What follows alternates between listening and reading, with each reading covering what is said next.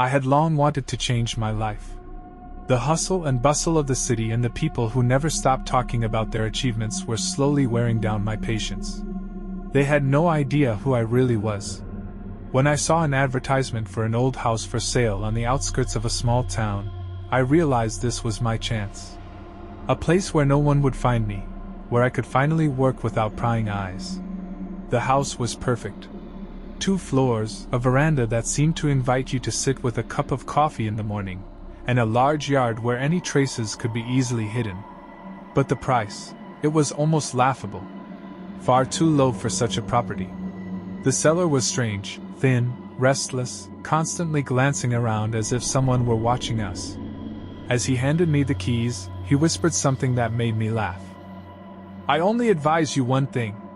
If you find anything in this house, leave it where it is." His fear amused me. I smiled and nodded, thinking I was dealing with a typical coward. They're all like that, weak, pathetic, useless. The first week passed without much happening. I slowly unpacked boxes, arranged the furniture, and explored my new home. Everything seemed quiet and peaceful. But that didn't last long. The little things began unexpectedly. One day, I started unpacking a box that was supposed to be filled with dishes. But inside, it was empty. I could have blamed it on fatigue or forgetfulness if I weren't absolutely certain that I had packed those items. Then, the cabinet door in the kitchen suddenly swung open by itself. At first, I thought it was a draft, but after checking the windows, I realized they were all tightly shut. But what puzzled me the most was the sound. It happened at night when I was already lying in bed, thinking about the tasks for the next day. A faint, almost imperceptible tapping. At first, I thought it was the old pipes, but the sound was too distinct, too rhythmic.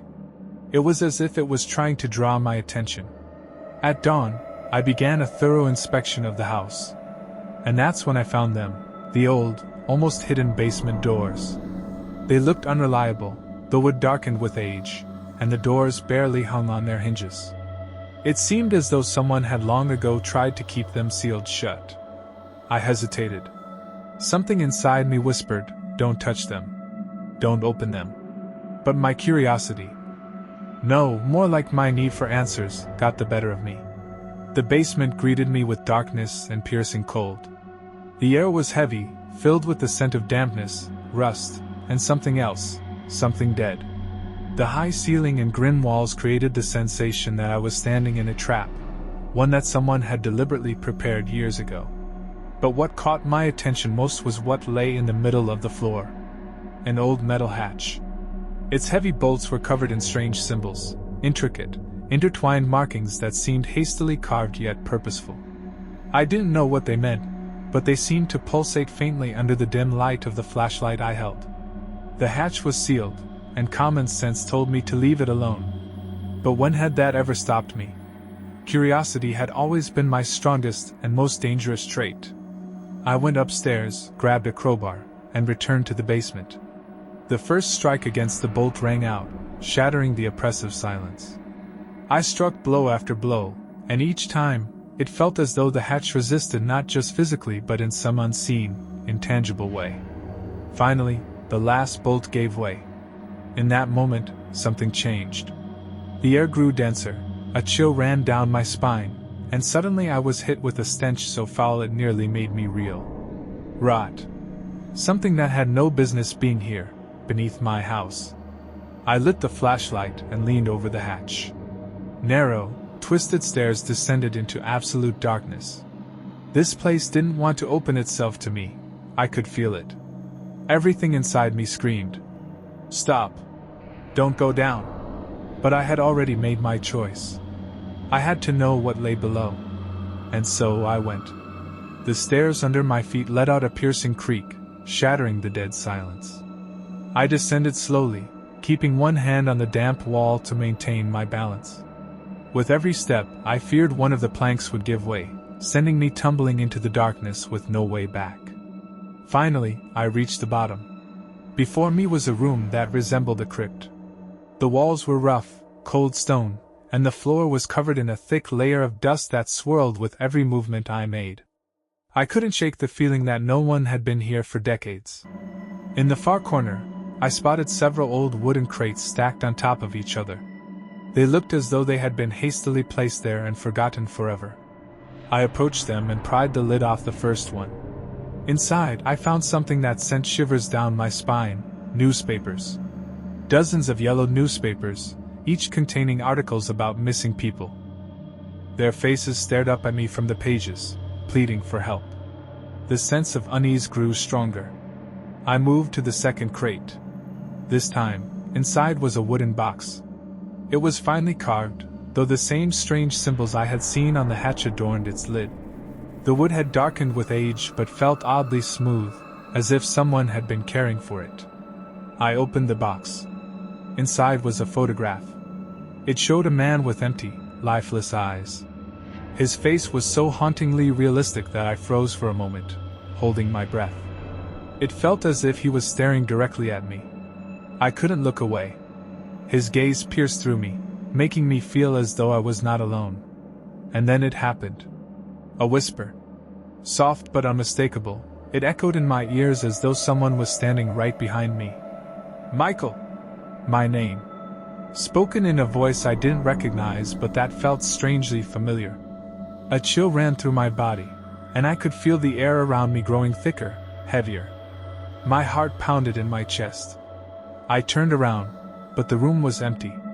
Or at least, it seemed that way. I dropped the box to the floor, not noticing how it thudded open, and bolted for the stairs. My breathing became labored, my heart pounded so violently that I could barely hear anything else. But as I placed my foot on the first step, a new sound froze me in place. Footsteps. They echoed from behind me, heavy, deliberate, as though someone was approaching slowly but with the certainty that I had nowhere to go. I didn't turn around. I couldn't. Every instinct screamed that seeing whatever was behind me would be a mistake. Paralyzed by terror, I broke free from my stupor and sprinted, leaping over the steps two at a time. The creaking of the wooden stairs seemed deafening, and the footsteps behind me quickened. They were closing in. It felt as though something unseen was just inches from me, reaching out its hands to grab me and drag me back into the darkness. When I reached the top of the basement stairs, a loud, sharp crack rang out. The hatch slammed shut behind me on its own, as if to say, "The door is closed, and you're not coming back." I collapsed onto the floor, gasping for air, my heart feeling like it might burst from the strain. Cold sweat ran down my face, and my hands trembled as though I had just escaped a battlefield. I sat there in the dim light, trying to make sense of what had just happened. I had no explanation. Nerves, I told myself.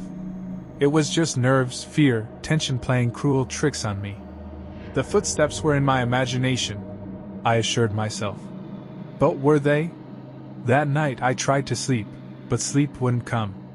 The darkness in the room felt heavier, thicker than usual, and every sound outside the walls made me flinch.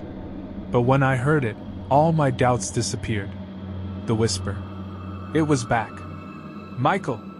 The voice was soft, but every word pierced into my mind like a blade. It came from beneath the floor, from the place where the basement lay. Michael! Why did you leave me? I froze in bed, as if I'd become part of the darkness. My heart pounded so violently I feared it would be heard. This was impossible. This couldn't be real. I told myself it was a dream, but the voice was too vivid, too tangible. I covered my ears, trying to block out the whisper, but it only grew louder. Its words started to feel like reproach, like accusations I couldn't understand but could feel in every part of my being. Unable to bear it any longer, I grabbed a chair and shoved it under the basement door handle, wedging it firmly. Nothing's getting out now, I told myself. But deep down, a creeping fear whispered that it wouldn't help. At 3 a.m, a loud sound woke me. The basement door was trembling. At first, it was light tapping, as if someone, or something, was gently knocking from the other side. But then the knocks grew harder, more insistent. Something, or someone, was down there. Each thud reverberated in my skull. The chair I had placed groaned, its legs creaking as though it was about to give way. I sat on my bed, paralyzed with fear, staring at the door. The light in the room seemed to dim with each new knock. "Michael!" The voice was louder now, almost shouting. But it wasn't a scream in the usual sense. It resonated inside me, twisting my thoughts, whispering horrors I couldn't quite recall but felt as though I had always known. I could only sit there, listening to the words, praying for it to stop. But deep down, I already knew, this time, it wouldn't stop. The next morning, when I finally gathered the courage to leave the bedroom, the house greeted me with an ominous silence. The light streaming through the windows seemed pale and sickly, as if the sun itself had decided to stay away from this place. I tried convincing myself that the horrors of the night had been nothing more than my imagination playing tricks on me. But then I saw it. Every mirror in the house was fogged up. It made no sense. The air was dry, even cold. I approached the nearest mirror in the bathroom, and my heart began pounding harder. There was something written on its surface. "Let me in." The words appeared as thin, uneven lines, as though someone had traced them with a finger on the misted glass. I took a deep breath, trying to remain calm. "It's just paranoia," I told myself. I grabbed a towel and wiped the words away. But as soon as I lowered the towel, the words reappeared. The same message, only this time it looked sharper, more deliberate. Panic began to claw at my chest. I left the mirror, deciding to distract myself, but nothing worked. An hour later I returned, hoping that the writing would be gone. But what I saw froze me in place.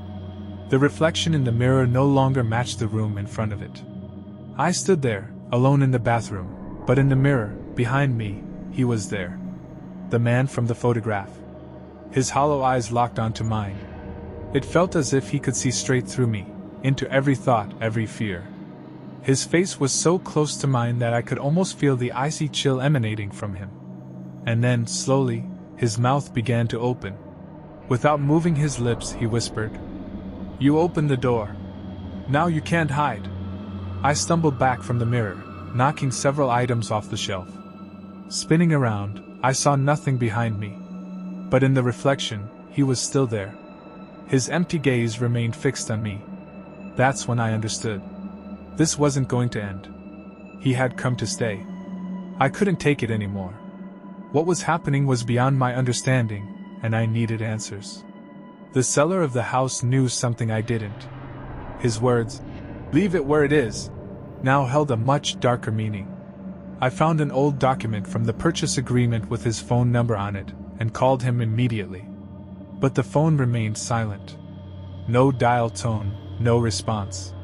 Desperate, I decided to track down his address, which I managed to locate in the paperwork.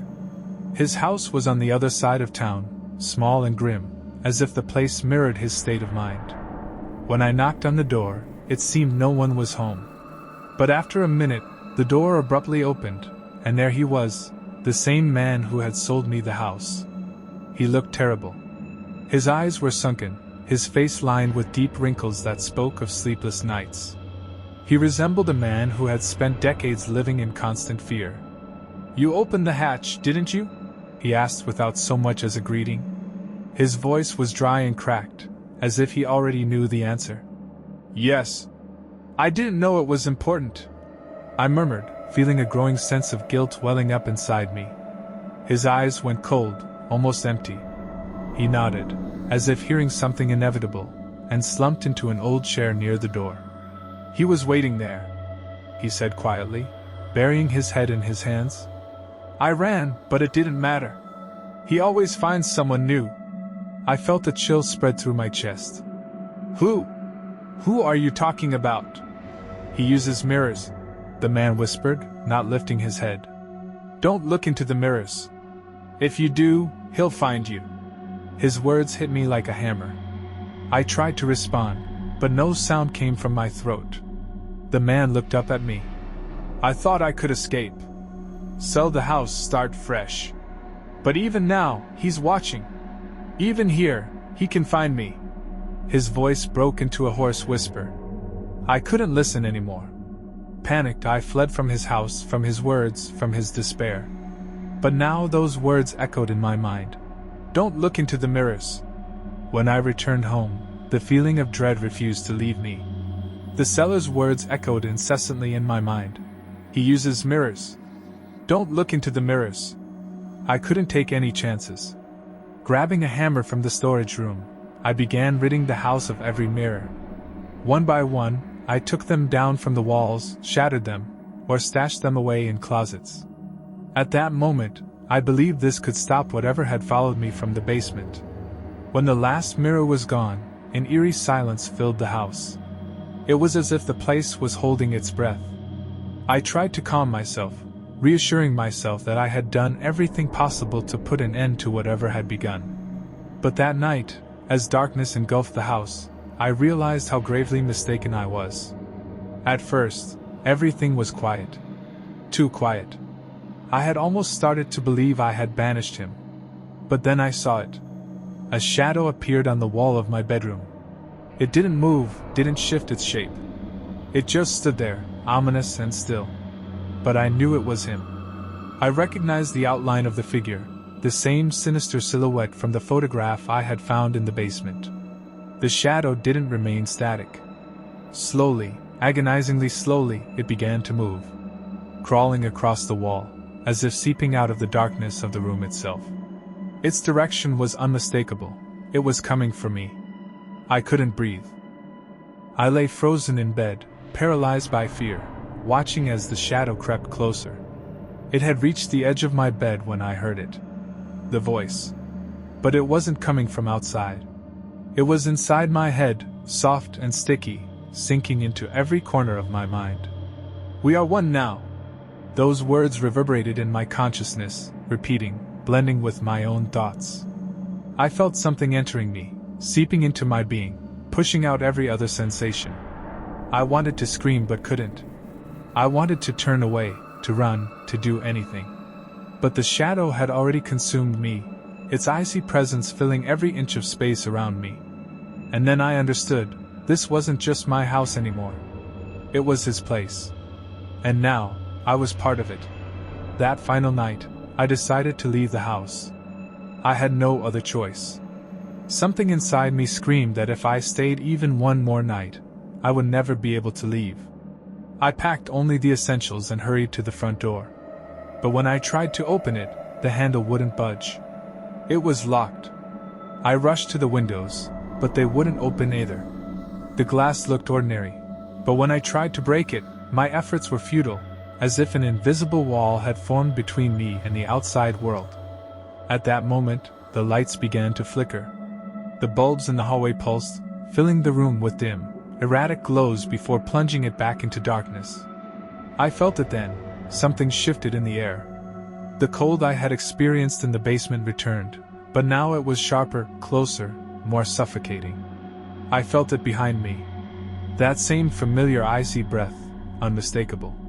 My fingers tightened around the door handle, but my body refused to move. And then I heard him. "You open the door." His voice came from every corner, every wall, filling the space. It was inside me and outside me all at once. I felt his words sinking deeper than any physical wound could ever reach. "And now I'll open yours." With those words, all the lights in the house went out, leaving me in total darkness. I couldn't see him anymore, but I knew he was there. He was close. He was inside. This is my final record. If anyone ever finds it, I ask only one thing: don't make my mistakes. Never open the hatches that are meant to remain sealed. Now I understand. Some doors don't lead to another world but to the abyss itself. And if you open them, that abyss will open something within you.